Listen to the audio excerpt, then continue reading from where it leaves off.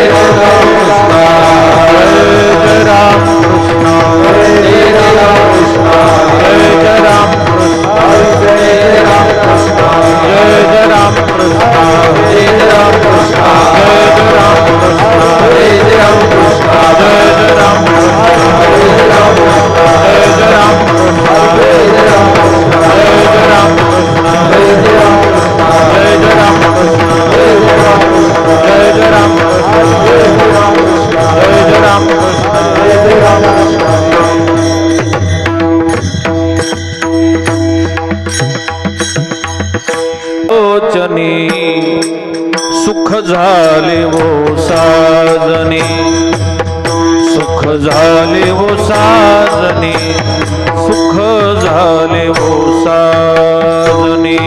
रूप पाहता रोचने, सुख झाले वो साजने, सुख झाले वो साजने, सुख झाले वो साजने। रूप पाहता लोचने, सुख झाले वो साजने, सुख झाले वो साजने, सुख झाले वो साजने। रूप पाहता लोचने, सुख झाले वो साजने, सुख झाले वो साजने, सुख झाले वो साजने। तोहा विठ्ठल बरवा, तोहा माधव बरवा, तोहा विठ्ठल बरवा, तोहा माधव बरवा।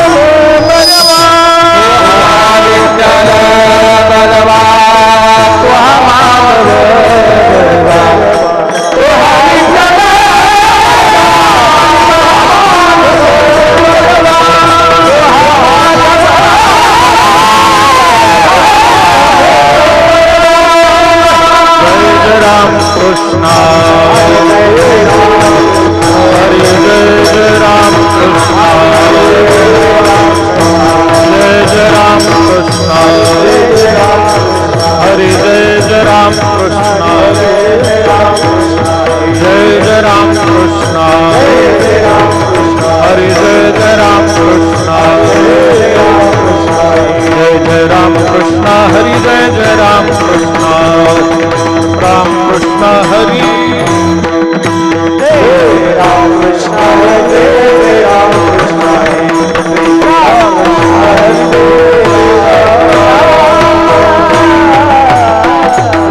काळाचा सोसावा वळसा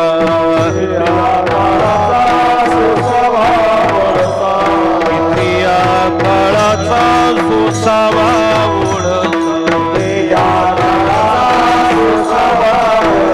लागला सरीसा पाठोपाठी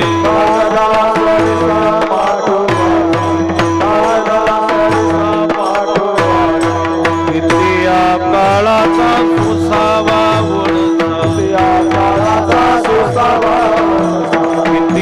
काळाचा सोसावा वळसा या काळाचा सोसावा लागला सरीसा पाठोपाठी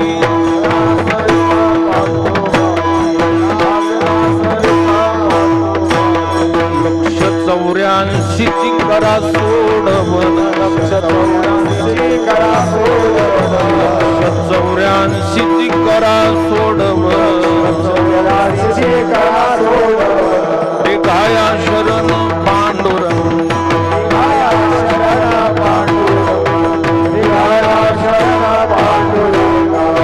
बजल्या पिंडा मरण बजल्या पिंडा मरण सांगा मरते उपजती सवेतीने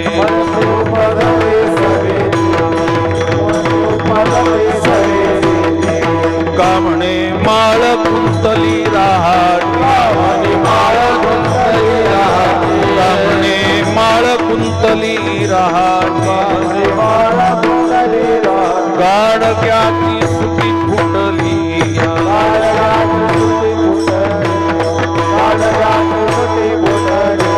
लक्ष 84 करा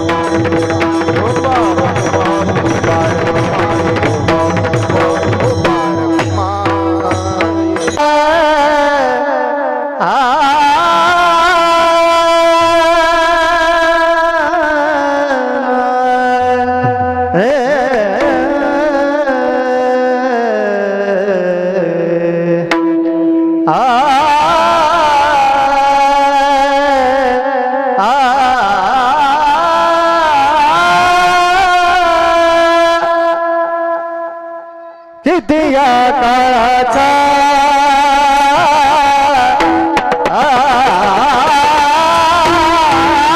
दिया काळाचा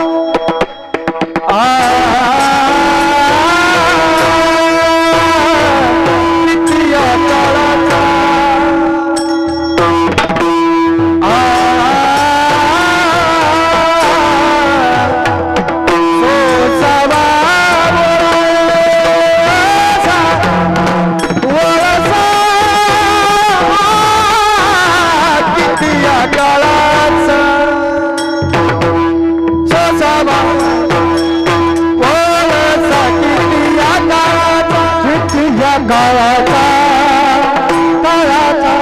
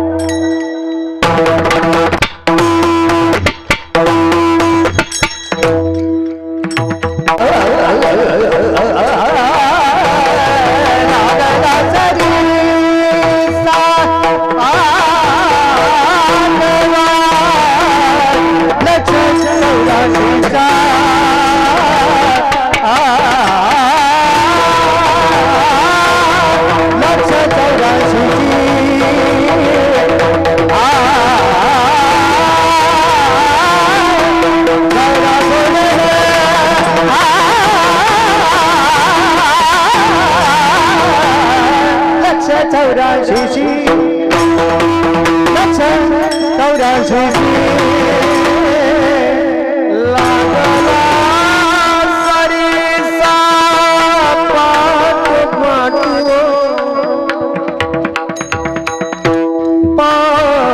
पाटी लागला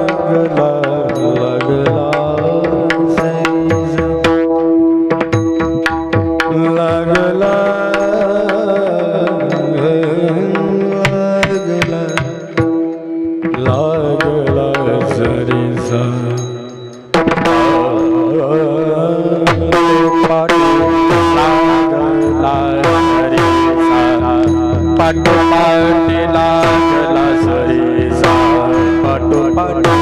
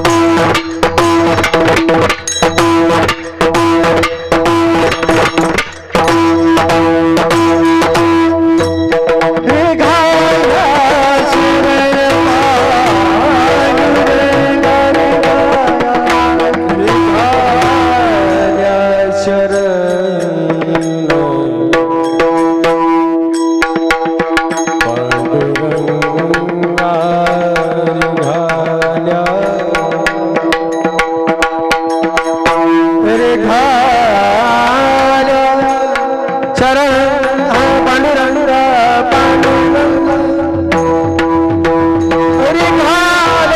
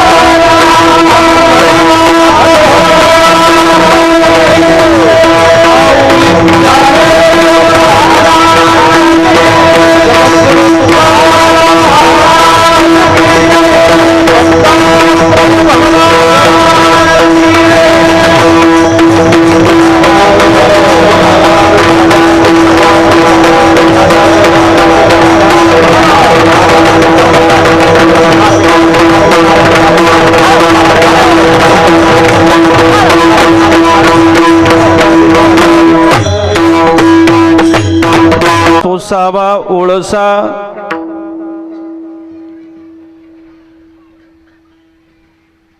किती या काळाचा सोसावा ओळसा लागला सरीसा पाठोपाठी 184ची करा सोडवन 184ची करा सोडवन रिघाया शरण पांडुरंगा उपजल्या पिंडा मरण सांगाते उपजल्या पिंडा मरण सांगाते मरते उपजती सवेची ते 184ची करा सोडवन रिघाया शरण पांडुरंगा तुका म्हणे माळ गुंतली रहाटी तुका म्हणे माळ गुंतली रहाटी गाडग्याची सुटी फुटलिया 184ची करा सोडवन रिघाया शरण पांडुरंगा विठ्ठल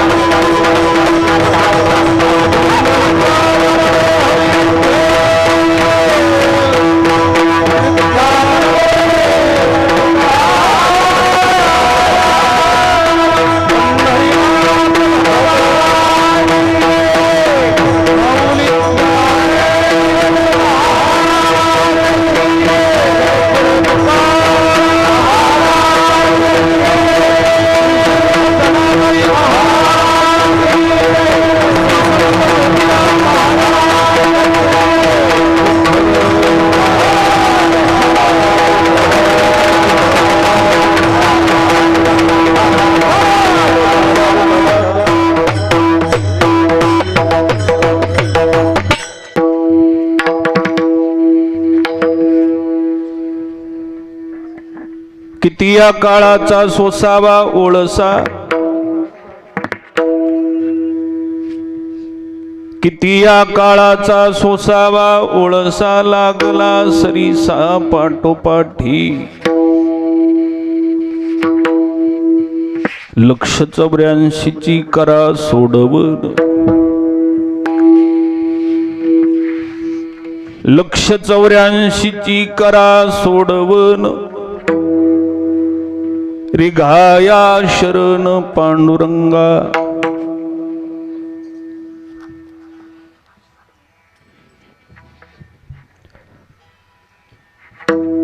स्तवं पांडुरंगस्य वै पुण्यदमये पठन्ते कचित्तेन भक्त्या च नित्यम् भवाम्भो निधीते पितिर्वान्तकाले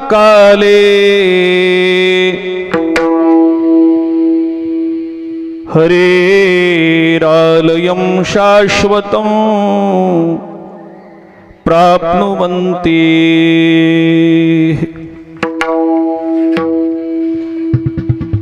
पांडुरंगा करू प्रथम नमन दुसरे चरण संतांची या त्यांच्या कृपादाने कथेचा विस्तारो बाबाजी सद्गुरु दास तुका श्री संताची ये माताच्या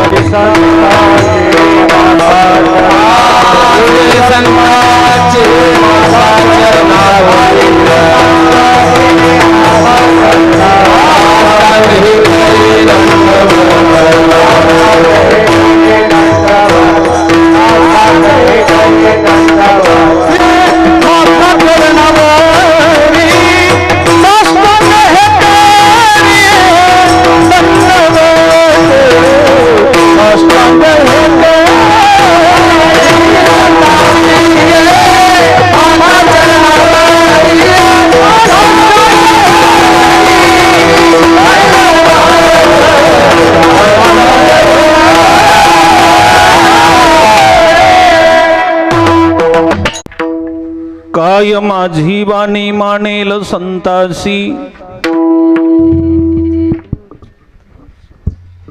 रंजवू चित्तासी आपुलिया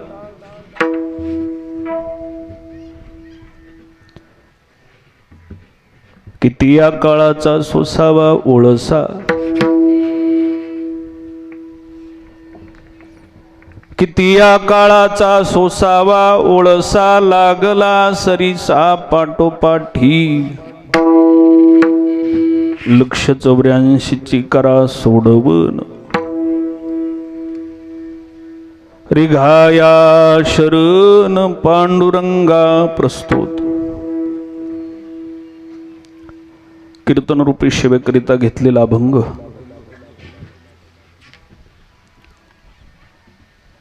जगद्गुरु संत श्रेष्ठ देहुनिवासी जगद्गुरु तुकाराम महाराज यांचा पवित्र असणारा 4 चरणाचा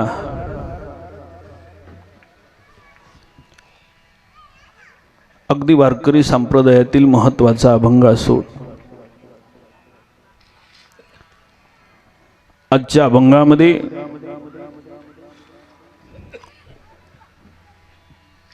जगद्गुरु संत श्रेष्ठ तुकाराम महाराज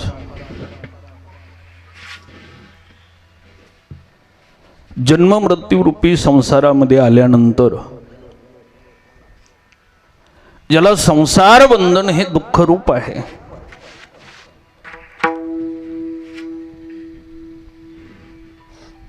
अशी ज्याला आत्मा अनुभूती नाही पण दुःखरूपी संसाराचा नाश करावा अशी पूर्ण मनोमन इच्छा असणाऱ्या साधकाला आजच्या अभंगामध्ये उपदेश करतायत विठाला विठाला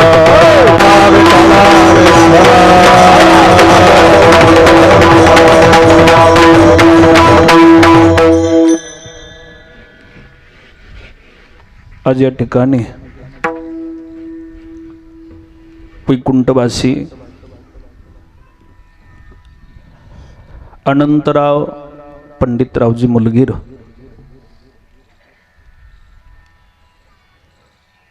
यांच्या प्रथम वर्ष श्राद्धाच्या निमित्तानं आयोजित केली गेलेली कीर्तनरूपी सेवा खऱ्या अर्थानं अत्यंत दुर्दैवाची गोष्ट आहे.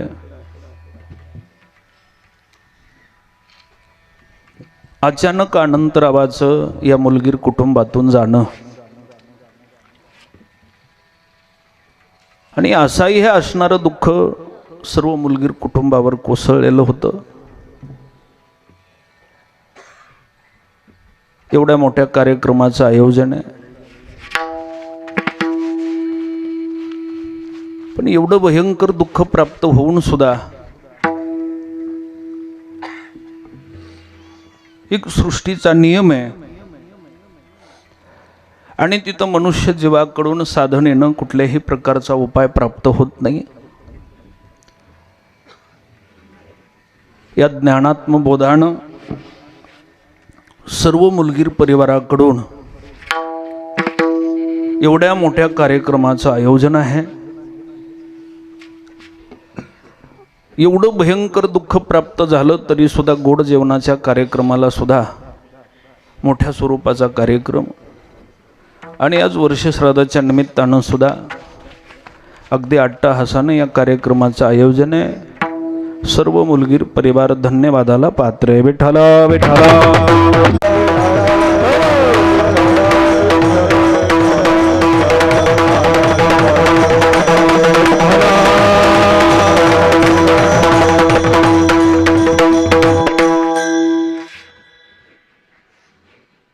त्यांचे तीनही बंधू अर्थात श्रीयुत रमेशराव पंडितरावजी मुलगीर, हरिभक्त पारायण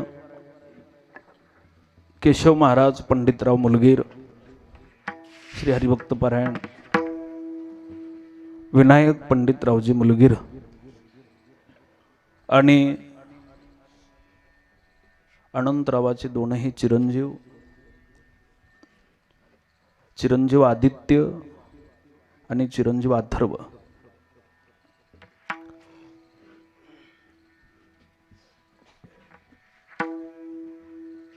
अगदी कमी वयामध्ये,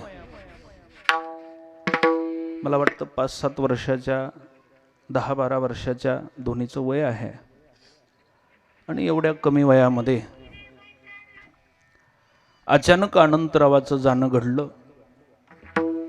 एक 2-3 दिवसानं अगोदरच आम्ही ज्यावेळेस हाटकरवाडीला कार्यक्रमाला आलो होतो तर आम्ही सगळे बरोबर होतो आणि त्या दिवशी थोडंसं छातीत दुखायलं म्हणून परभणीला मला वाटतं दवाखान्यात गेले होते आणि 1-2-3 दिवसानं अचानक माझं त्याही दिवशी इथं खळीलाच कार्यक्रम होता.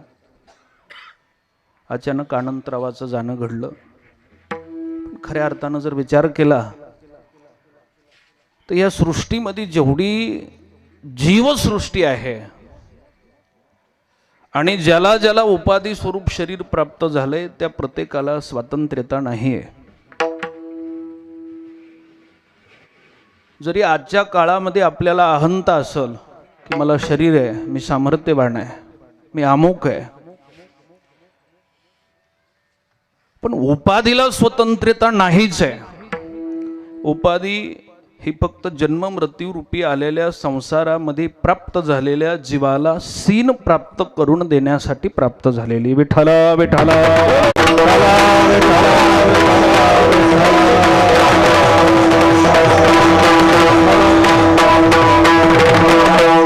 म्हणून आजच्या या कार्यक्रमाचं आयोजन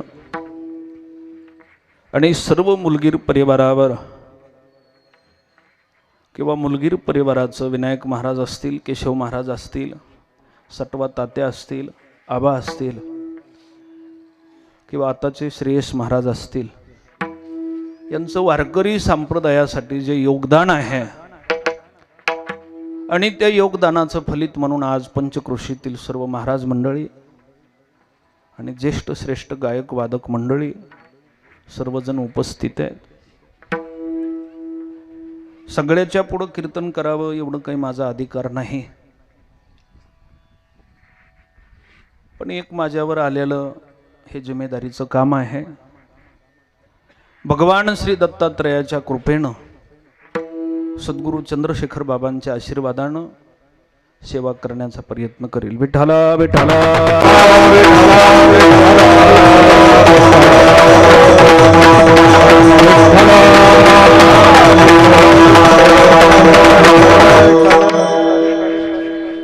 अभंग जगद्गुरु संत श्रेष्ठ तुकाराम महाराजांचा असून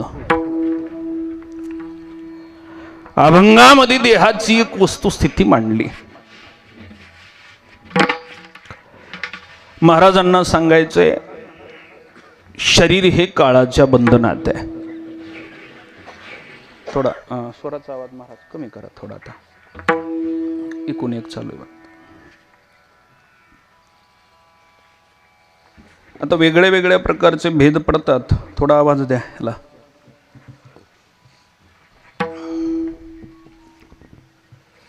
नेमकं काळाचं बंधन तरी कोणाला आहे? जीवाला काळाचं बंधन आहे म्हणावं तर गीतेमध्ये पुन्हा पुन्हा सांगितलंय जीव हा जात नाही. जीव हा जात नाही. आत्म्याला बंधन आहे म्हणावं तर आत्म्याचा नाश नाही. जीवाला बंधन आहे म्हणावं तर जीव जात नाही. मग बंधन तरी कुणाला आहे? गीतेमध्ये वर्णन केलंय. ज्ञानोबा सुद्धा सांगतात असे लाखो शरीर आले आणि गेले तरी जीव मरत नाही. एक नाही किती कितीही शरीर बदलत राहिलं तरी जीवाचं जास्तीचं नुकसान होत नाही. मग शरीर बदलल्यानं काय होतं? देह प्राप्त झाल्यानंतर काय होतं? 184 योनीमध्ये एक एक कोटी वेळेस एका एका योनीमध्ये यावं. पण प्रत्येक योनीमध्ये प्राप्त झाल्यानंतर फक्त मनुष्य देहाचीच थोडीशी किंमत आहे. बाकीच्या योनी कोटी कोटी वेळेस एक एक योनी प्राप्त होती तरी त्याचं वर्णन पुराणानं शास्त्रानं केलेलं नाही. विठ्ठला विठ्ठला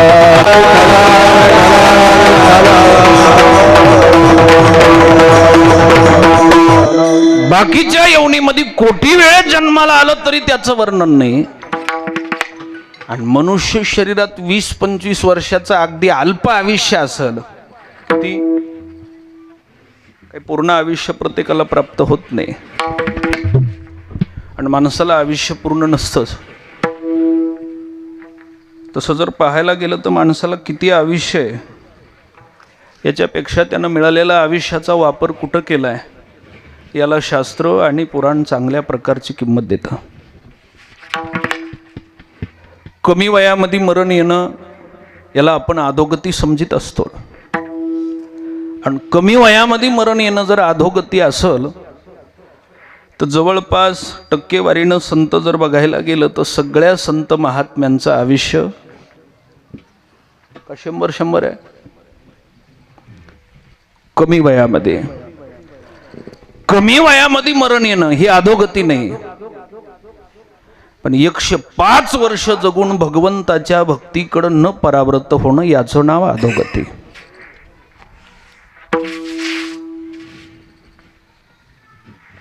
पूर्ण वय भरलं तरी सुद्धा भगवंताची आठवण न होणं अधोगती.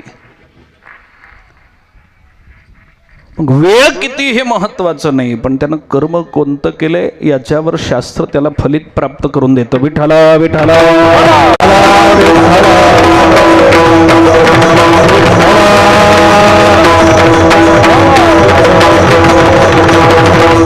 तीन प्रकारचे भेद आहेत. आत्म्याचा भेद आपल्याला पाहायचा नाही, पण 2 प्रकारचे भेद आहेत. एक शरीर आणि दुसरा जीव. शरीराचा संबंध बघायला गेलं तर प्रकृती बरोबर शरीराचा संबंध आहे. जीवाचा संबंध बघायला गेलं तर ईश्वराबरोबर संबंध आहे. ममैव वंशो जीवलोके जीवभूत सनातनः मनः षष्ठानि इंद्रियाणि प्रकृती स्थानी कर्षती.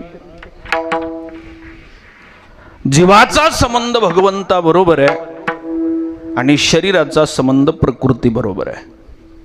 सांगायचं याच्यासाठी प्रकृतीचं आणि पुरुषाचं मिलन झाल्याशिवाय शरीर चालायला लागत.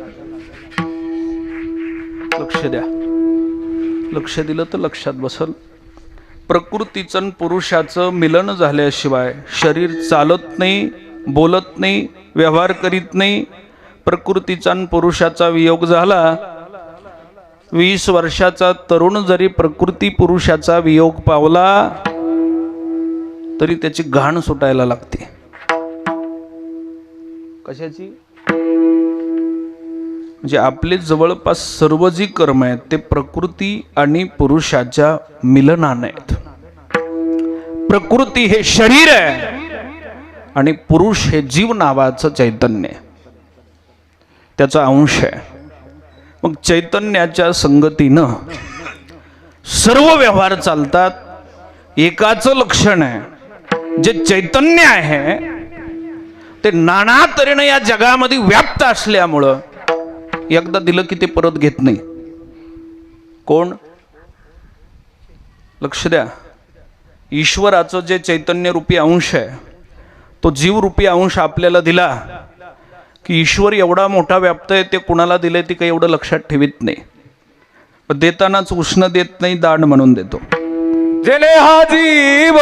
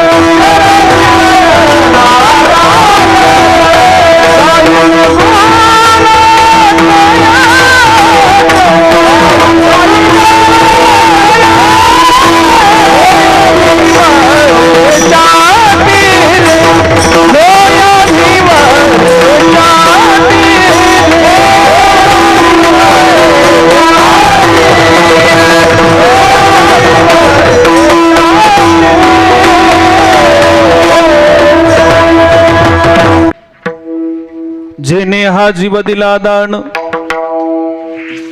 तयाचे करीन चिंतन.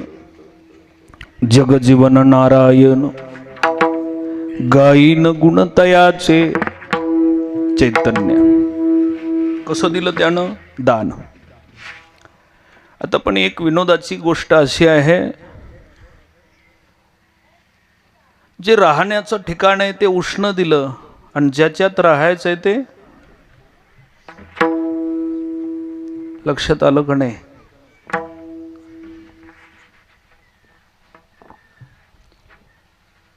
हे राहण्याचं ठिकाण आहे, हे कसं दिलंय? शेकेच्या चिताला दे, शेकेच्या चिताला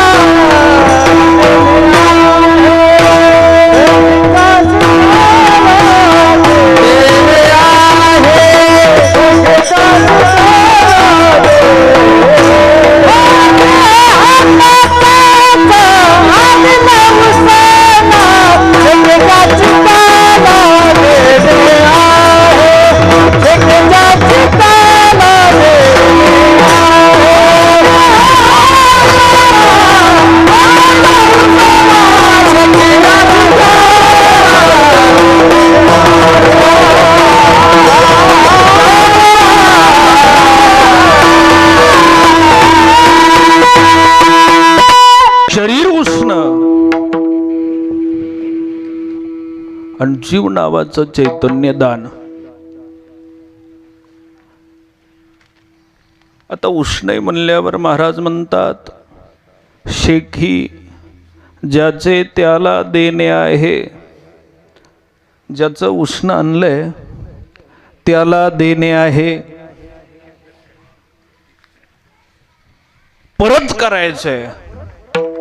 पण आता कल्पना करा, याच्यात खेद एवढ्या गोष्टीचा आहे, आपण उष्ण्याच्या भरवशानं कामं धरलेत म्हणून रडायची वेळ आहे. रडायची वेळ कशासाठी? शरीर गेल्यानं रडायची गरज लागत नाही, कारण त्याची अगोदर पूर्वसूचना आहे. हे क्षणिक आहे, नाशिवंत आहे, हे कधी जाईल याची गॅरंटी नाही. असं हे क्षणिक आहे. आता कल्पना करा, एक व्यवहारातली मर्यादा आहे. दान दिलेल्याला परत घेता येत नाही, आणि दिलेलं दान परत घेतलं तर घेणाराला नरकाची प्राप्ती होती, हे शास्त्र. म्हणून देवानं चैतन्य कसं दिलं? दिलेलं दान परत घेत नाही. पण असं कुठं शास्त्र आहे का हो, उष्ण दिलेलं परत घेता येत नाही, आणि जर उष्ण दिलेलं परत घेतलं तर त्याला नरकाची प्राप्ती होती? असं शास्त्र आहे, उष्ण दिलेलं परत जर नाही दिलं तर नरकाची प्राप्ती. आणि मला वाटतं वेळेत जर नाही परत दिलं तर त्याला व्याज लागण्याची शक्यता असते. कशाला? उष्ण्याला. उष्ण सुद्धा जर लवकर वेळेत नाही परत गेलं तर ज्यानं उष्ण दिलंय तो एखाद्या वेळेस त्या पुढच्या दात्याला म्हणत असतो, आतापर्यंत उष्ण झालं, त्याला 6 महिन्याची मर्यादा होती, वेळेत नाही परत गेलं, आता एक काम करा, त्याला काय लावा. पण तरी सुद्धा काही काही दाते असतात, मर्यादेच्या पुढे ठेवीत नाहीत आणि व्याजानंही लावित नाहीत. व्याजानं ठेवानं नको, आम्ही व्याजानंही देत नाहीत, आमचं उष्ण परत करा. पण प्रकृतीचा नियम आहे महाराज, तुम्हाला परत करायचंय का हेही विचारित नाही. आणि ठराविक स्वरूपाची मर्यादा प्रकृतीच्या व्यवहारामध्ये नाही. शरीर उष्ण आहे आणि याच्यामध्ये वास्तव्य करणारा जीव दान दिलाय. जीव पुरुषाचं लक्षण, प्रकृती शरीर प्रकृतीचं म्हणजे मायेचा संबंध. माया काय करते तर देत असताना दुःख, त्याचा वापर करीत असताना दुःख, घेऊन जाताना दुःख.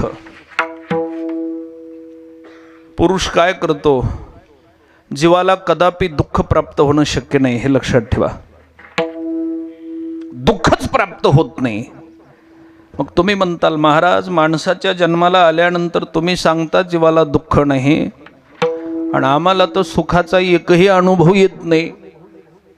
तुम्हाला दुःख नाहीच आहे, पण प्रकृतीच्या संबंधामुळे दुःखाची प्राप्ती होती. प्रकृतीचा संबंध सुटला की दुःख सरलं, पण प्रकृतीचा संबंध सुटत असताना ईश्वराचं चिंतन केलं तर संबंधात ताटातूट होती. अन्यथा अनंत जन्मकालापर्यंत प्रकृती ही जीवाकडून नाना तऱ्हेचे दुःख भोगून घेते, पण सुट्टी देत नाही. विठाला विठाला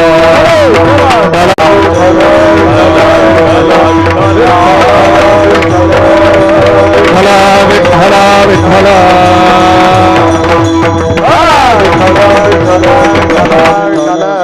देह जातो का? गीतेमध्ये गोड वर्णन केलं. शरीर न जायते म्रियते वा कदाचिन, नायं भूत्वा भविता वा न भूयः, अजो नित्यः शाश्वतोऽयं पुराणो, न हन्यते हन्यमाने शरीरे. शरीर गेल्यानंतर जीवाची किंवा आत्म्याची कुठलीही हानी होत नाही. सांगायचं म्हटलं तर महाराज म्हणतात, नातरी सर्पे कवच सांडिले, का उबारेने वस्त्र फेडिले, काय अवयव मोडिले तया माझी.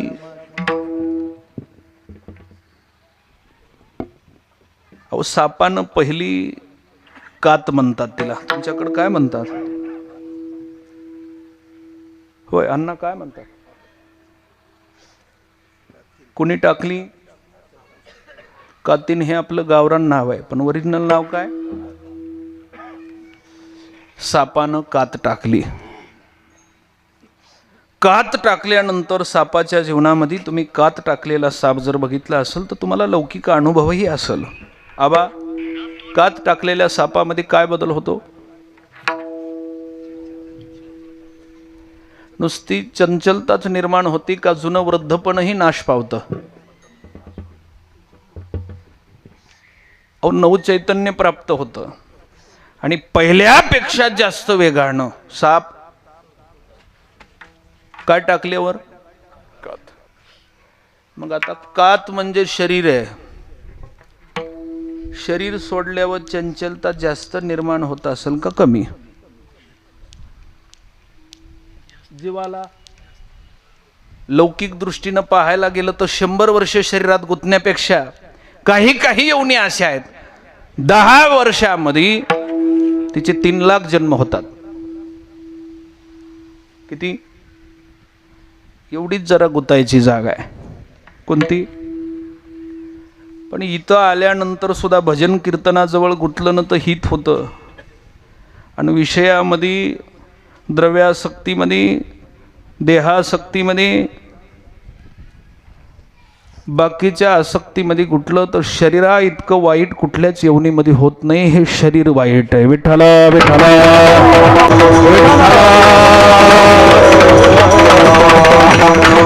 जीवाचं काय नुकसान होतंय?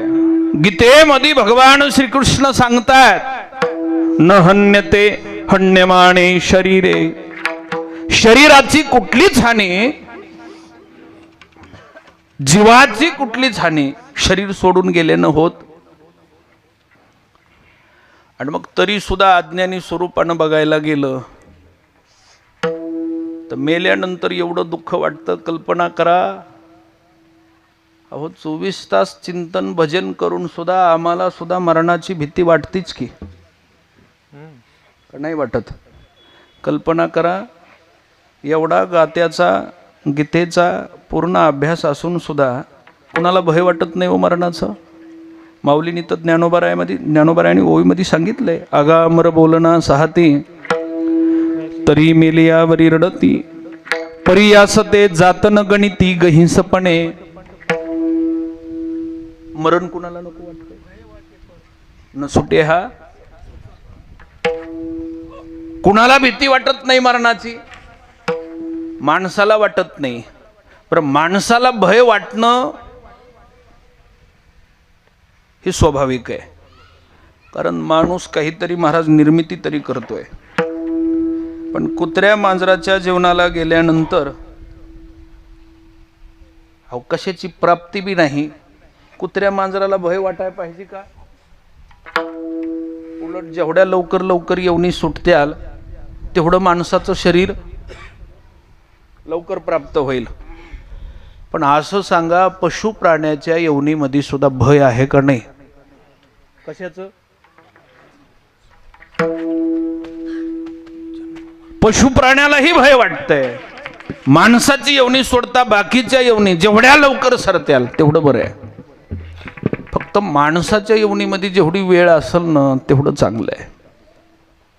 मग भय तर प्रत्येकाला आहे. आपल्यालाही भय वाटतं आणि ज्याचं भय त्याचं नाव आहे मरण. मरण म्हणजे काय? तो देहात्मबुद्धीचा नाश, जीवात्मबुद्धीचा नाही. देहात्मबुद्धीचा नाश, जीवाचा नाही. देहात्मबुद्धीचा नाश म्हणजे मरण. देहाचा नाश म्हणजे मरण. आता इथं जर पूर्ण बोधावर आरूढ झाला ना तर मी शरीर नाही असा जो या बोधावर आरूढ आहे, मी देह नाही अशा बोधावर आरूढ आहे. मी कोण आहे? तर अहम ब्रह्मास्मी, मी ब्रह्म आहे.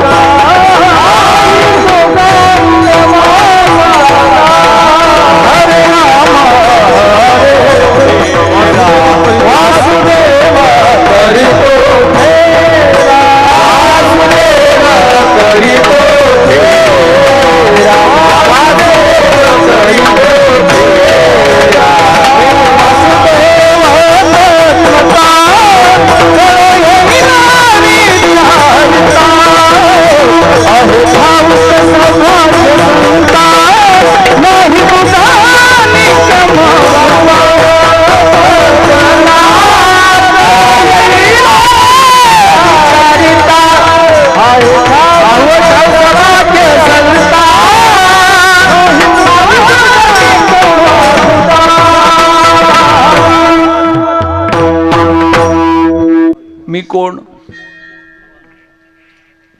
मी वासुदेव म्हणजे मी शरीर. आता मी वासुदेव जसं बोलायला सोपं वाटतं ना, गीतेमध्ये सांगितलं वासुदेव सर्वमिती समहात्मा, सर्वाभूती वासुदेव पाहणारा महात्मा दुर्लभ. आता मी वासुदेव का आम्ही वासुदेव? आम्ही सगळे वासुदेव का? नाही, आम्ही मनायपुरते देव, पण वासुदेव नाही. वासुदेव म्हटलं की त्याला शरीराची आसक्ती नाही, द्रव्याची आसक्ती नाही, सन्मानाची आसक्ती, कशाचीच आसक्ती नाही. आम्हाला आज थोडा मोठा हार घातला आणि फुलं टाकले आणि दुसऱ्या दिवशी जर बारका हार आणला तर वाटतं काय कीर्तन करून फायदा आहे. काय होती? एखाद्याला पैसे लई झाले, चोरीचा पैसा, आणि त्या कीर्तन का तशा माणसानं त्याचं धन शुद्ध करण्यासाठी आम्हाला एखाद्या दिवशी 25,000 दिले की दुसऱ्या दिवशी वाटतं आमची किंमत 25,000 झाली, आता 10,000 2,000 द्यायला नाही पाहिजे. ही काय आहे? अहो शरीराची किंमत 25,000 तरी आहे का? भजन कीर्तनामध्ये आसक्त नसल ना तर याची किंमतच महाराज बाकीच्या यवनीतल्या श्वाना इतकी सुद्धा नाही. भजन कीर्तनासाठी आसक्त नसल ना तर या शरीराला काय किंमत आहे? जळोते जियाले पण आघा पृथ्वीवरे पाषाण नसते काय. वा. नाही तरी नो, नाही तरी नो,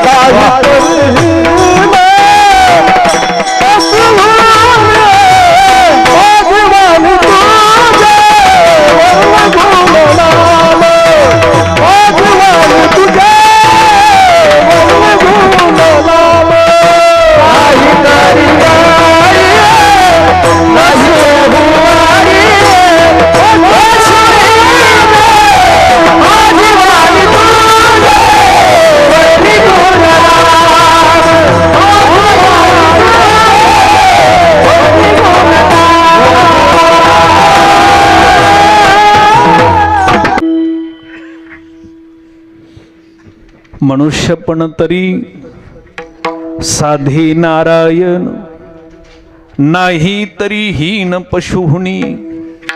काय किंमत आहे? अहो एक आजचं जिवंत उदाहरण आहे. जातीपातीचा कुठलाच संबंध नसताना मुलगीर परिवाराचे जे संबंध आहेत हे भगवान परमात्म्याच्या भक्तीचं उदाहरण आहे का नाही?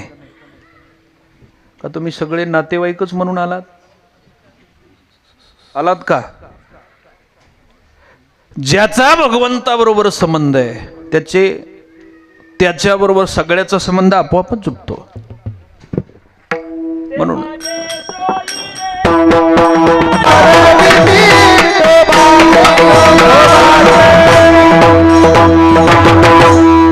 ईश्वराची संगत ज्याला प्राप्त होत असेल त्याचे सगळ्याबरोबर संबंध आहेत. आता जशी ईश्वराची संगत आहे ना तशी देहाची संगत आहे, आणि जशी देहाची संगत आहे तसं काळाचं तादात्म्य. जशी देहाची संगत तशी त्याच्यावर कुणाची सत्ता. तशा दोन प्रकारच्या सत्ता जगामध्ये प्रचलित आहेत. एक सापेक्षिक सत्ता आणि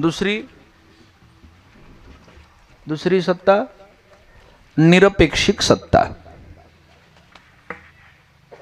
कोणती सत्ता? सापेक्षिक सत्ता म्हणजे काय? तर जी सत्ता मर्यादित स्वरूपाची असते ती सापेक्षिक, जी सत्ता अमर्यादित असते ती निरपेक्षिक. मायेची सत्ता सापेक्षिक आहे आणि ब्रह्माची सत्ता निरपेक्षिक आहे.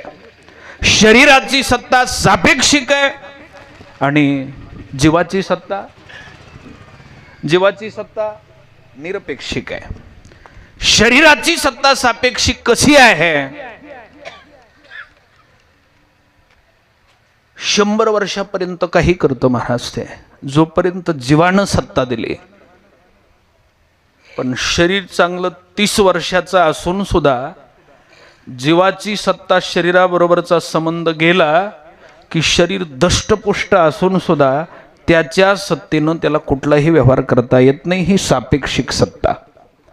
मायेची सत्ता आहे पण ब्रह्माच्या अधीन सत्ता आहे. फक्त मायेचं एवढंच लक्षण आहे की मायेचं देहावर तादात्म्य आहे, देहावर त्याची सत्ता आहे आणि आम्हाला देहाची आसक्ती म्हणून मरणाचं दुःख आहे. विठ्ठला विठ्ठला. कल्पना करा, मी देह नाही, मी शरीर नाही, मी महाराज नाही, मी कोणीच नाही, मी जीव आहे, तर मरणाचा संबंध नाही. मग मला दुःख करायची गरज? तेच सांगितलं, मी वासुदेव, मी देहाच्या निराशे पावी जया. देहाची आसक्ती गेली की मरणाचं दुःख संपलं. तुम्ही म्हणताल महाराज मरणाचं दुःख संपवणं भजन हा पर्याय का नाही? महाराज होणं हे पर्याय का नाही? साधू होणं हे पर्याय का नाही? मरणाचं दुःख संपवायचं असेल तर देहासक्ती संपवणं हा मरणावरचा सगळ्यात मोठा उपाय. काय संपवायची?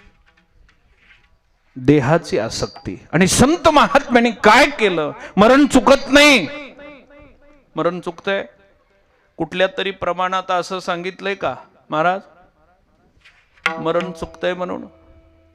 मरण चुकवायचंही नाही, फक्त देहाची आसक्ती सोडायची. मग असे हजारो शरीर गेले तरी काही गरज? गेलं ना. महाराज म्हणतात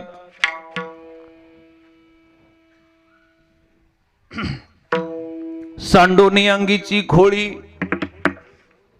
सरपरिगालिया पाताळी, ते त्वचा कोण सांभाळी ऐसे झाले. काय संबंध आहे? देहाची आसक्ती नसल्यावर महाराज म्हणतात ते मरणायलीच कडे. मरण येण्याच्या अगोदर मज मिळवणी गेले पुढे, मग मरणी अनिकीकडे जातील केवी. मरण येण्याच्या अगोदर ज्यांनी भगवान परमात्म्याची प्राप्ती करून घेतली त्याला असं कित्येक वेळेस मरण आलं तरी त्याचं काही नुकसान होत नाही. ही आसक्ती निर्माण होणं, आसक्तीचा नाश करणं हा मरणावरचा उपाय. विठ्ठला विठ्ठला विठ्ठला विठ्ठला. काळाचं तादात्म्य. किती काळाचं तादात्म्य? काळ 3 प्रकारचा सांगितला, वर्तमान, भूत आणि भविष्य. किती प्रकारचा काळ? वर्तमान काळ, भूतकाळ आणि आता चालू आहे तो, येणार आहे तो आणि गेलाय तो. भूतकाळात माणसं मेले का नाही? वर्तमान काळात मरतात का नाही? आणि भविष्यात काय होईल? भविष्यात आपण सगळे, हे तुम्हाला माहित आहे? आपण सुद्धा सगळे कधी मरणार आहेत? आबा कधी मरणार आहेत? शेवट तो कधी, शेवट तो कधी मदन कळी. शेवट तो कधी मदन कळी. शेवट तो कधी मदन कळी.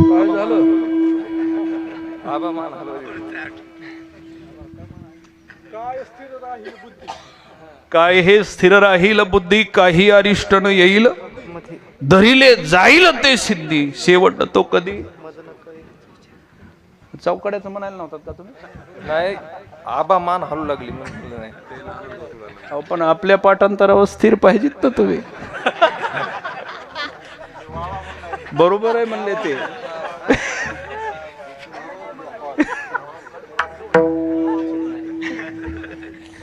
वा,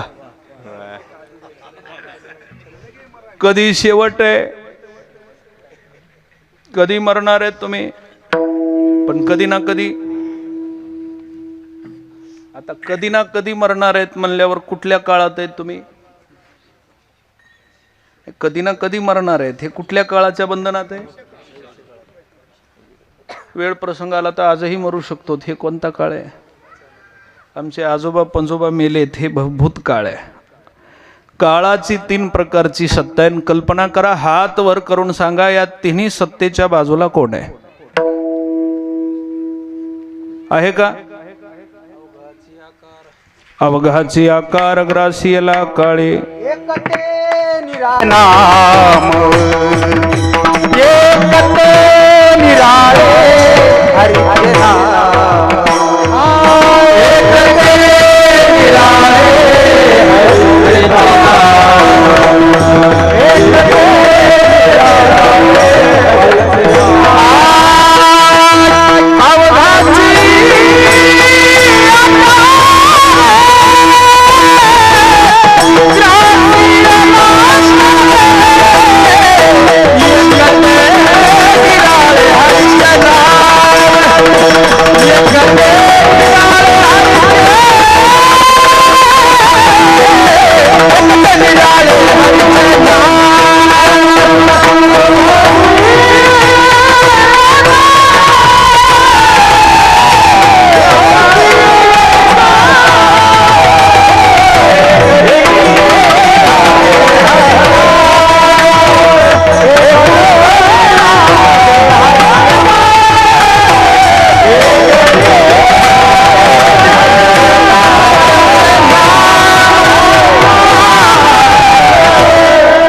अवघाची आकार,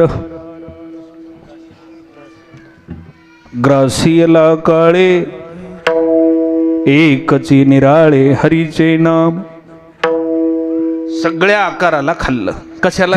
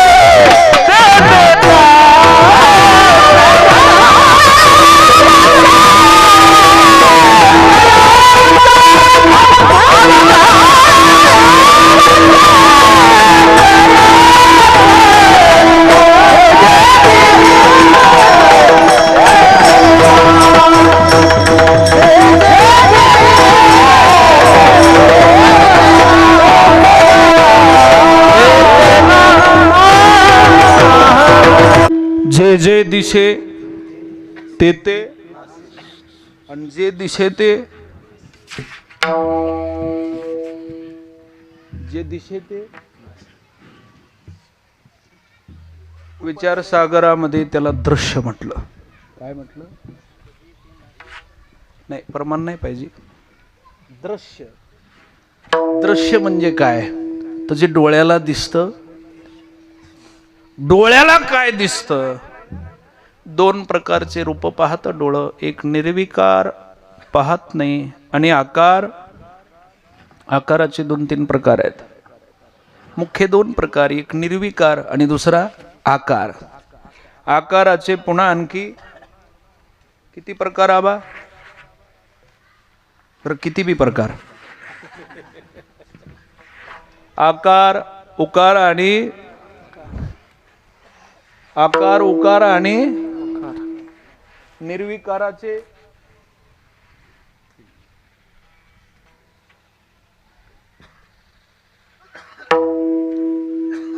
डोळ्याला दिसतो तो, डोळ्याला दिसतो तो आकार आणि डोळ्याला दिसत नाही तो शरीर. डोळ्याला दिसतं, जीव डोळ्याला दिसत. तुम्ही मानता कुणाला? नाही, आकाराला का निर्विकाराला? देवाची मूर्ती डोळ्यानं दिसती, पण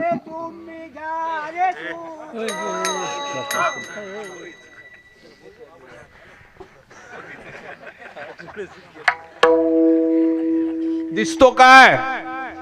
आकार. जगामधले सर्व व्यवहार आकाराच्या साह्यानं चालतात. कशानं? पत्नी पतीला मानती कशाच्या साह्यानं? पण तोच पती जर निर्विकारात गेला तर त्या पत्नीचं कर्तव्य कर्म शिल्लक राहतं. मेला असं नाही. मी अगोदरच सांगितलंय, जीव जात फक्त काय गेला तर आकार. काय गेला? आकार गेलाय. मग आमचं रडणं कशासाठी? तर आकार नाही तर कर्म नाही, कर्तव्य नाही.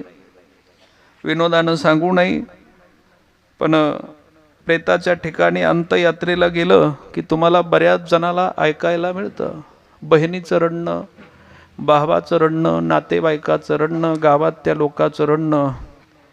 हे वेगळ्या वेगळ्या बोलून असतं. महाराज इकडं नेतो म्हणले होते, तिकडं जातो म्हणले होते, तिकडून इकडं आणतो म्हणले होते, घर बांधतो म्हणले होते, जमीन घ्यायची होती, कपडे घेतो म्हणले होते. म्हणजे काय गेल्याचं दुःख आहे का राहिल्याचं दुःख आहे हे सांगा. दुःख कशाचं आहे? काय राहिल्याचं? आमचं प्रत्येकाचं रडणं असतं. आता नातरुंडाली कोण बघल, आता हे राहतील का, पप्या कुठं झोपल, सोनी कशी काय करील. अरे बाबा, अरे त्याचं जाणं एवढं मोठं, त्याच्यापेक्षा तुमचं काम राहिलं याला जास्तीची किंमत आहे. म्हणजे तुम्ही आकाराला मानता का निर्विकाराला? कशाला मानता? आकारासाठी रडणं आहे. आणि आकार हा प्रकृतीचा संबंध आहे आणि प्रकृतीवर काळाचं तादात्म्य आहे. कितीही वेळेस प्रकृतीनं शरीर दिलं तरी ते मरणारच आहे ना. 100 वर्ष आयुष्य, 84 लक्ष योनीमध्ये सगळ्यात जास्त आयुष्य मानवाला आहे, सगळ्यात जास्त बुद्धी मानवाला आहे, सगळ्यात जास्त सामर्थ्य मानवाकडे आहे, सगळ्या जगामध्ये परिभ्रमण करण्याची बुद्धी मानवाला आहे. पण तरी सुद्धा याच्यावर काळाचं तादात्म्य. एवढं शरीर सोडून गेलं की पुन्हा जन्म मृत्यू रूपी संसारामध्ये सुटायचा प्रयत्न नाही. महाराज म्हणतात, बाबा आज संबंध नाही, 84 लक्ष योनीपासून नुसतं याच्या धाकानं जगायला लागलो. कशाच्या? आणि आता बी माणसाच्या जन्मामध्ये नाही विचार केला तर पुन्हा किती दिवस दुःख भोगायचं. म्हणून आता शरीर प्राप्त झालंय तर प्रयत्न करा अभंगाचा.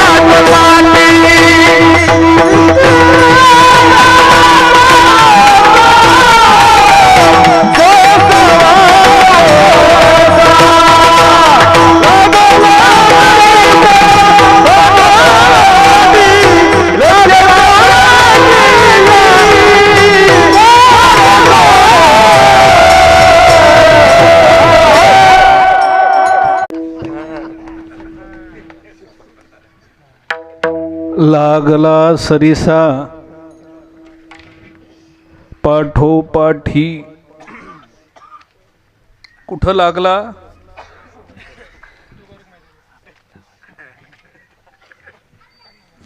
पाठीमाग. काळ पाठीमाग लागलाय आणि तो एका यवनीत नाही, तर प्रत्येक यवनीमध्ये पाठीमाग आहे.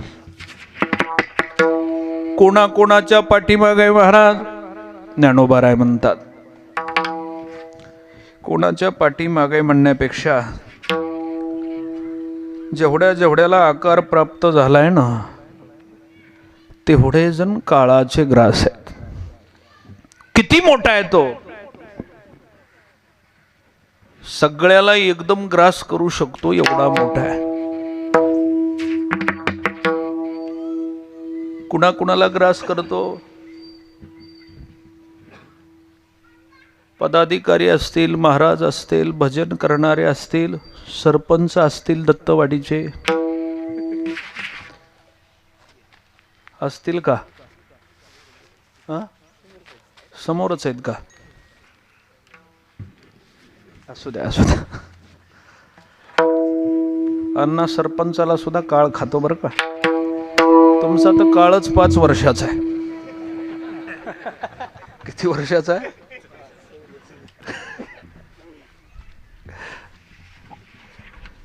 आता काळ 5 वर्षाचा आहे म्हणजे काळ कुठं लागलेला आहे? बंधन आहे ना.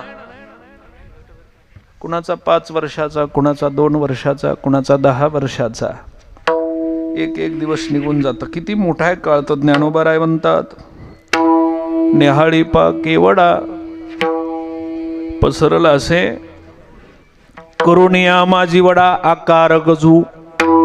त्याला निर्विकाराला खाता येत नाही. ज्याला आकार आहे त्याला अवघाची आकार.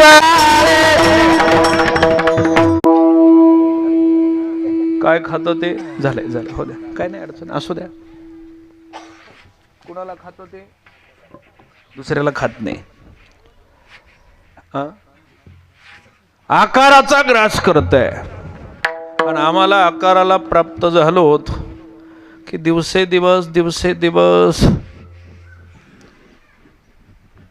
काळ महाराज आमचं रात्रंदिवस चिंतन करतो. अजूनही किती आहे अवकाश. म्हणजे कुठं लागला? महाराज वर्णन करतात ना, उठा जागा पाठी भय आले, पाठी भय आले, पंढरी वाचोनी तुझा ठाव नाही कोठे. पाठीमाग लागलेला आहे. आपण पुढं पळतोय. किती दिवस पुढं पळणार आहेत? इथून अमेरिकेत जरी राहायला गेलं तरी काळ कुठे आहे? काही जणाला वाटलं हे सगळं केल्यानं होतंय, मग दुसरं काही केल्यानंतर काळ सोडेल. नाही. ब्रह्मदेवासारख्याला खाऊन घेतो महाराज, तर आपल्यासारख्याची काय उणीव सांगावी काळाच्या सत्तेमध्ये. काळाच्या ताब्यामधले आपण काही केलं तरी काळाच्या तावडीतून सुटता येत नाही. महाराज म्हणतात बाबा, मग काळातून सुटायचं, काळाच्या तावडीतून सुटायचं तर काय करावं लागेल? काय केल्यानं काळाच्या तावडीतून सुटता येईल? काळाचं तादात्म्य देहावर आहे आणि देहाविषयीची आसक्ती सुटली की काळ आम्हाला पुन्हा हटकीत. शरीरायने सरे किंबहुना रजहरे चिरापणे. शरीराचं तादात्म्य. काळ शरीरालाच खातोय आणि आम्हाला शरीर नसल तर काळाचा खायचा समज. आता इथं एक संशय उत्पन्न होतो. भजन कीर्तनामध्ये सुख आहे, संसारामध्ये ईश्वराच्या प्राप्तीमध्ये सुख आहे, आणि ईश्वर प्राप्ती करण्यासाठी शरीर हा प्रतिबंध आहे. शरीर नसल्यावर भजन कीर्तन होतं का? मग काय करावं? शरीर आवश्यक आहे पण शरीराची आसक्ती नाही. तिथंच राहतो आम्ही. संसारी असावे आणि भजन करावे, हे निरासक्त अवस्था आहे. असायला संसारामध्ये पण संसाराची आसक्ती नसणं हा मरणावरचा पर्याय. आता शरीराची आसक्ती कशानंच जात नाही.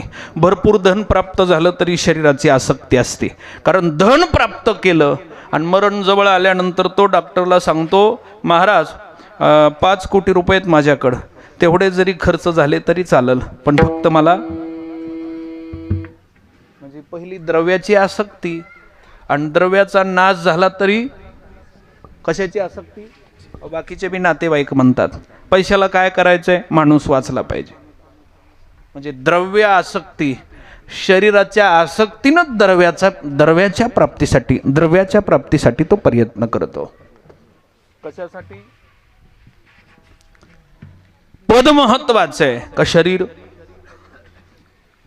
सत्ता महत्वाची का शरीर? सत्ता मिळवण्यासाठी शरीराची नाना तऱ्हेची कहाणी करतो, पण एखाद्या वेळेस ते पद जर जीवावर बेतलं तर माणूस म्हणतो पद गेलं तरी चालेल, पण शरीर पाहिजे. शरीराची आसक्ती कुठल्याही व्यवहारामध्ये गेलं तरी शरीर आसक्तीमधून नैराश्य प्राप्त होत नाही. मग कुठल्या साधनेमध्ये शरीराची आसक्ती प्राप्त होती? भगवान परमात्म्याच्या पायाच्या ठिकाणी चित्त जर व्याप्त स्वरूपानं गुंतलं तर माणसाची शरीर आसक्ती आपोआप कमी होऊन जाते. विठ्ठला विठ्ठला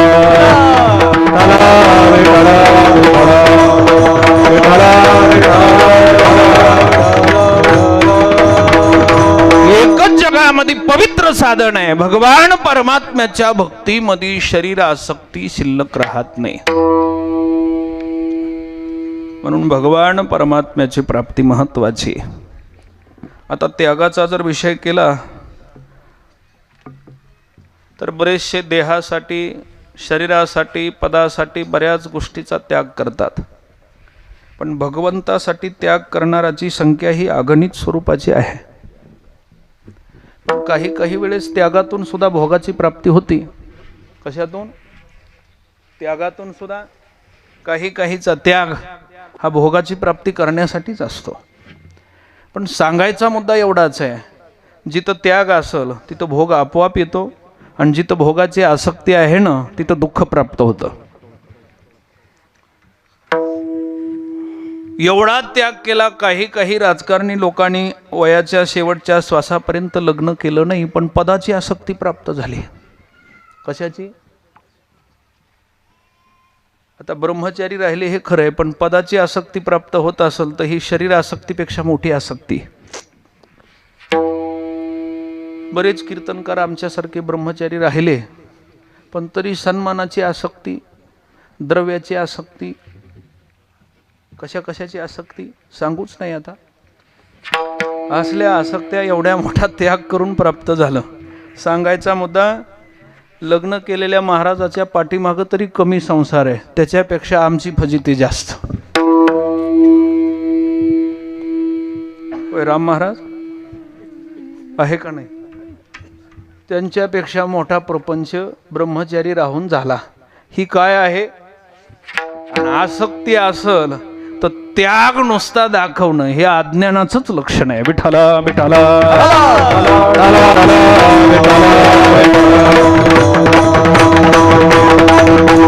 मनुष्य जीवनामध्ये शरीर आसक्तीचं नैराश्य झालं तर भगवत प्राप्तीशिवाय होत नाही.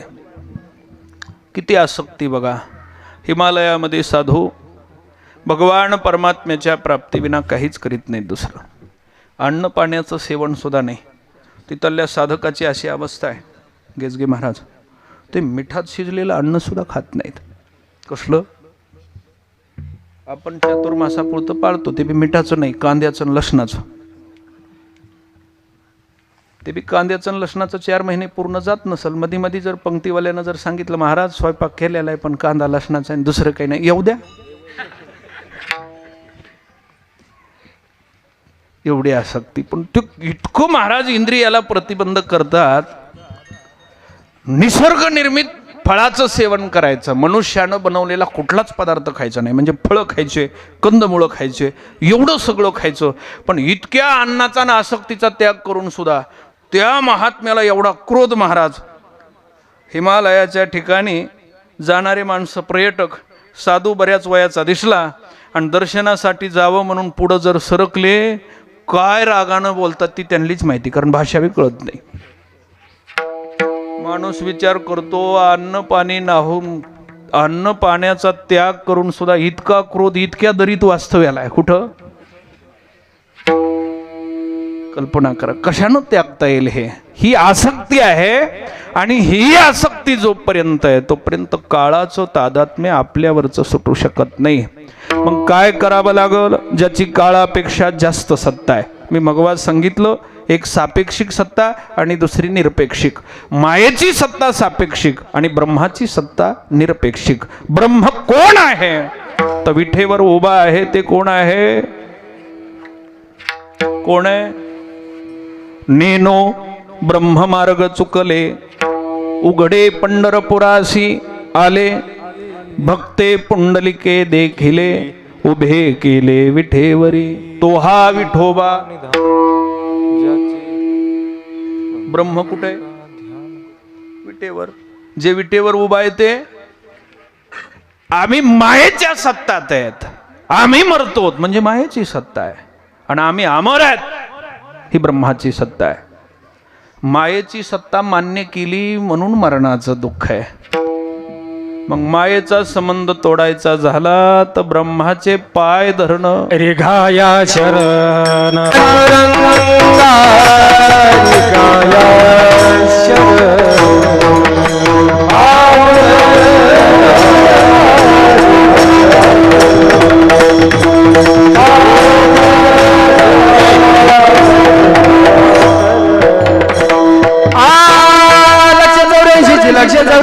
लक्ष 84 करा सोड.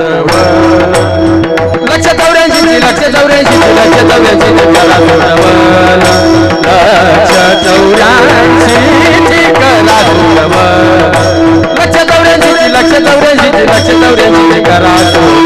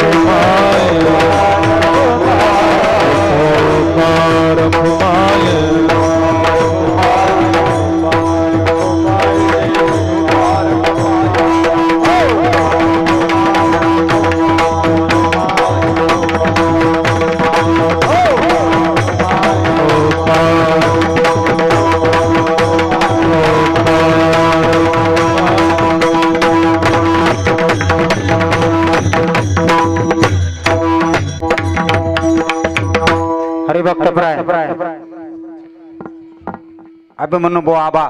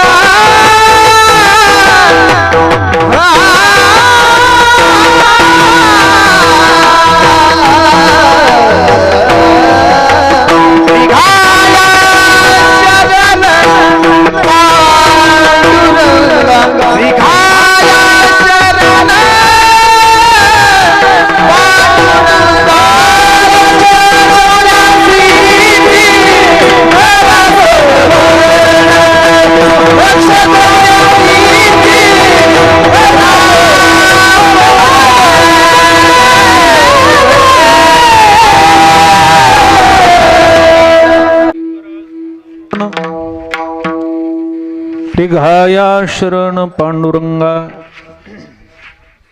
जन्म मृत्यूरूपी संसाराचा नाश करायचा असं तर महाराज अभंगाच्या दुसऱ्या चरणात वर्णन करतात. जे विठेवर उभा असणारा ब्रह्मा आहे प्रत्यक्ष पांडुरंग, त्या परमात्म्याला शरण जा.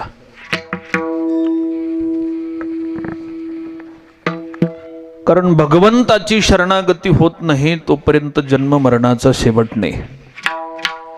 ज्ञानोबाराय वर्णन करतात ना, स्वतः देव सांगतोय, जो मज होय अनन्य शरण. शरणागती झाली की जन्म मरणाला येणं नाही. म्हणून रिघाया शरण पांडुरंगा. एरवी उपजल्या पिंडा मरण सांगा ते, मरती उपजती सवेची ते. ज्या दिवशी जन्म आहे त्या दिवशी त्याचं मरण त्याच्या बरोबर आहे. मरण चुकवायचं असेल तर पांडुरंग परमात्म्याची शरणागती करा, असं अभंगामध्ये गोड वर्णन केले. आपली नियोजित कीर्तनाची वेळ संपलेली आहे. संपलेली म्हणण्यापेक्षा आता 2.5 तास झालेत पूर्ण कीर्तन चालू होऊन. झालेत ना? बरं 2 तास. जास्त वेळ न घेता भगवान श्री दत्तात्रयाच्या कृपेनं अभंगाचा जसा भाव सांगण्याचा प्रयत्न केला. अभंगाचा अर्थ असाच आहे असं काही माझं म्हणणं नाही. जसं बाबांनी बुद्धी दिली तसा अभंगाचा सरळ भाव सांगण्याचा प्रयत्न केला. झालेली ही वेळी वाकडी वाक्पुष्पांजली भगवान पंढरीश परमात्म्याच्या पावन चरणी समर्पित. सेवेला पूर्णविराम.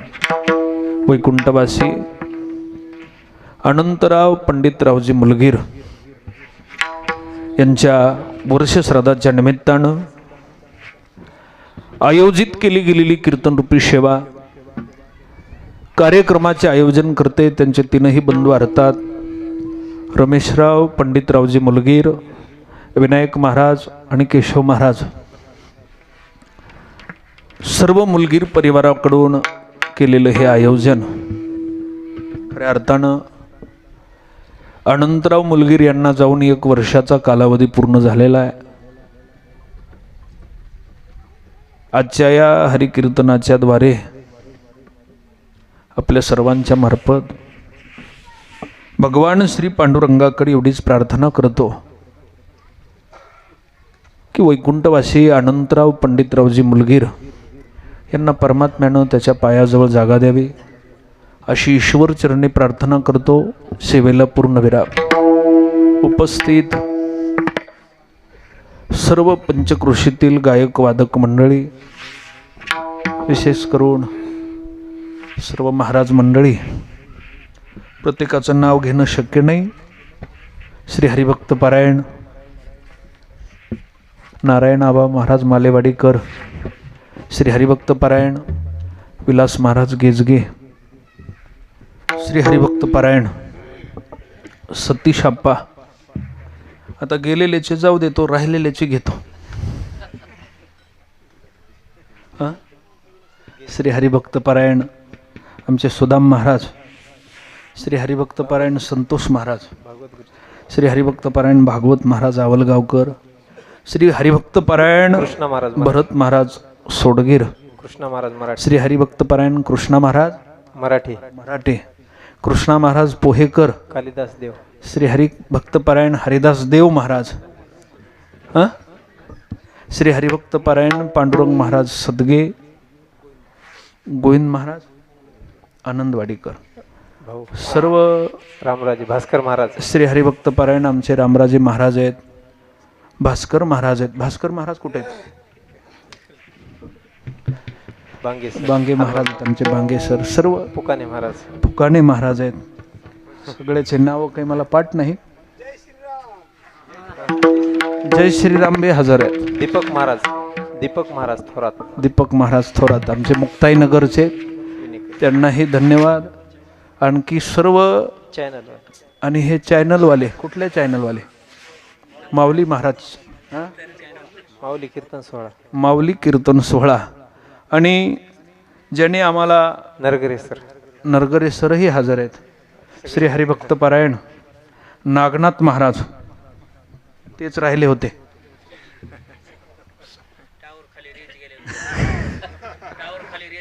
अनंत महाराज बर्वे. अनंत महाराज टावर खाली रेंज. बर्वे, त्यांनाही धन्यवाद. कुणाचं नाव घेतलं राहिलं असेल तर त्याने आपलं घेतलं असं समजा. राम महाराज तुमचं नाही घेत, तुम्ही कशाला हात करायला. सर्व उपस्थित सर्व भजनी मंडळी, सर्व मृदंगाचार्य, गायक वादक मंडळी, सर्वांना अंतकरणापासून धन्यवाद. आमचे पांडुरंग तात्यासुद्धा बऱ्याच वर्षांनी हजर आहेत, त्यांनाही धन्यवाद. सर्व उपस्थित मुलगीर परिवारावर प्रेम करणारी सर्व मुलगीर परिवाराचे आत्पिष्ट मंडळी आणि सर्व महाराज मंडळी, सर्वांना अंतकरणापासून धन्यवाद. झालेली ईश्वर सेवा परमात्म्याच्या चरणी समर्पित. विशेष करून सुंदर अशा प्रकारची साऊंड सर्व्हिस दिली. अजय साऊंड सर्व्हिस का दुसरंच नाव आहे का त्याच्यावर? वंदनकर, वंदनकर साऊंड सर्व्हिस, त्यांनाही अंतकरणापासून धन्यवाद. पुनश्च एकदा सर्व उपस्थितांना अंतकरणापासून धन्यवाद. सेवेला पूर्णविराम. तीनही बंधू अर्थात रमेशरावजी, विनायक महाराज आणि केशव महाराज, सर्वांना अंतकरणापासून धन्यवाद. अगदी कमी अवधीमध्ये अनंतरावाचं इहलोकातून जाणं झालं. अगदी मनमिळावं आणि प्रेमळ स्वभाव होता आणि संत सेवा करण्याची अंतकरणात इच्छा होती. मला माहीत नव्हतं. पुन्हा आपलं सगळा परमार्थिक वारसा तर घरामध्ये आहेच आहे. त्या परमार्थिक वारशाला शोभल असं वागणं आणि त्याचा संयोग निश्चित स्वरूपानं घडल्यानं या सर्वांच्या साधनेच्याद्वारे अनंतराव पंडितरावजी मुलगीर यांना परमात्मा त्याच्या चरणाजवळ जागा देईल आणि द्यावी अशी मी अपेक्षा व्यक्त करतो. झालेली ईश्वर सेवा परमात्म्याच्या चरणी समर्पित. सेवेला पूर्णविराम.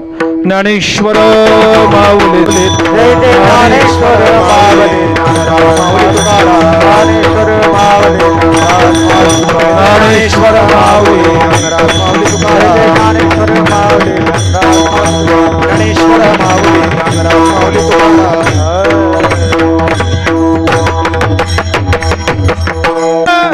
कुंतली रहाटी तुका मने